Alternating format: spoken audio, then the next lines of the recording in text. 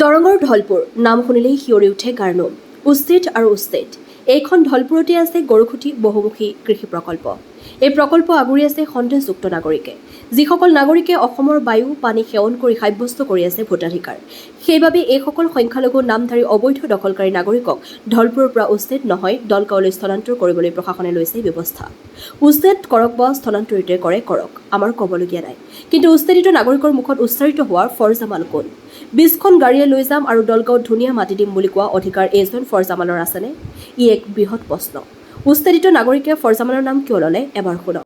কালি একেটা গোৱাবলী কৰিছে, ফৰজামানক কৈছে 20টা গাড়ী যেনে তেনে আজি দিব লাগিব, আজি 20 গাড়ী দিব, আজি গাড়ী 20টা দিব। মই কেৱল খালী কৰিব ফটফট কৰি জলদি কৰি, সেইটোৱে কথা। ইমান আজি আপোনালোকে এতিয়া ক'ত যোৱাৰ কথা কৈছে, কিবা কৈছে ক'লৈকে যাব, কি কৈছে? সিটো কোৱাই নাই, খালী কৈছে খাৰুপতি এইটো চাইডত, দলগাঁও সেইটো চাইডত বঢ়িয়া মাটি, ইয়াত কৰি ভাল মাটি। সেইটো মই কৈছোঁ যে চাব লাগে, চাই পেলাই আমি যাম। নাই, তোমালোকে কি চাবা? দিছোঁ তো মাটি, সুবিধা দিছোঁ, ৰাস্তা আছে, চব আছে, সুবিধা দিম নহয় কৰি, বঢ়িয়া মাটি দিম ইয়াত কৰি।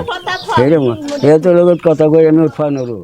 অসুবিধা মানে কালি প্ৰশাসন আহিছে 12টা 1টামান বজাত আহিছে, আহি পেলাই কৈছে যে তোমাৰ ঘৰবাৰী ভাঙিব লাগিব, ইয়াৰ পৰাই তোমাৰ দলগাঁৱলৈ প্ৰেৰণ কৰা হ'ব, দলগাঁও তোমাৰ যাব লাগিব। মই কৈছোঁ দলগাঁৱলৈ যাব লাগিব, মই কৈছোঁ যে মোক এদিন সময় দিয়ক, সময় নিদিয়ে তাৰমানে কি আজি যাব লাগিব এনে বুলি কৈছে। তাৰমানে যাব লাগে মানে যাবই লাগে, ক'তো ছেফ জাগাটো দেখা নাই, নিৰ্দিষ্ট জাগাটো দেখা নাই কাৰণে আমাক কৈছে যে যাব লাগে মানে। তাৰমানে 12টা 1টামান বজাত আহি পেলাই প্ৰশাসন আহিছে আৰু হেৰি ল'ৰাবিলাক যিবিলাক প্ৰকল্পত কাম কৰে সিহঁতে হাজিৰা মানুহ আহিছে, আহি পেলাই লগত থাকি পেলাই সিহঁতে ভাঙিছে, ঘৰ চৰ ভাঙি পেলাই ট্ৰেক্টৰত লৈ পেলাই তাহাঁতে দলগাঁৱলৈ লৈ গৈছে। ক'তে য'ত নমাব তেতিয়ালৈ ৰাতিত নমা হোৱা নাই, ৰাতি 12টামান বজাত পাইছে। স্কুলত আছিল, চৰকাৰী স্কুল আছে তাতে আছিল। এতিয়া ৰাতিপুৱা এতিয়া ঘৰবাৰী নমা নাই, এতিয়ালৈ নমাব বুলি কৈছে এই DC মণ্ডলো বুলি কৈছে যে এতিয়া জেগাত নমাই দিম, যিখিনি জেগাত যাব সেইখিনি জেগাত যায় এতিয়ালৈ পোৱা নাই। এইখিনি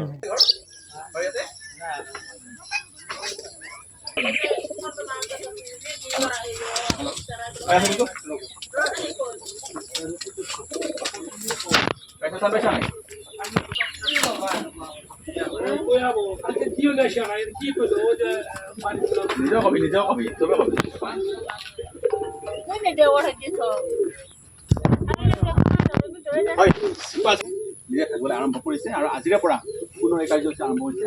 কম পৰিমাণৰ পিছতে সেই দৃশ্য দেখাৰ চেষ্টা কৰিছোঁ। প্ৰায় 100টা পৰিয়াল কৈছে প্ৰশাসনে আৰু আলোচনাৰ মাজেৰে এখন দলগাঁৱলৈ স্থানান্তৰ হোৱাৰ যি প্ৰক্ৰিয়া আছে সেই প্ৰক্ৰিয়াত সহযোগ কৰিছে।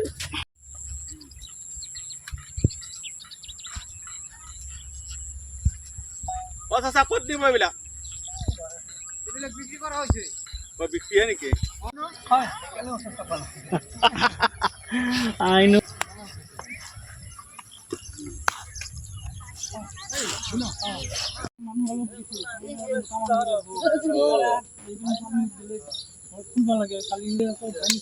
News desk AIL live. যিকোনো খবৰ আৰু বিজ্ঞাপনৰ বাবে যোগাযোগ কৰক 7896121996, লগতে 7002537271।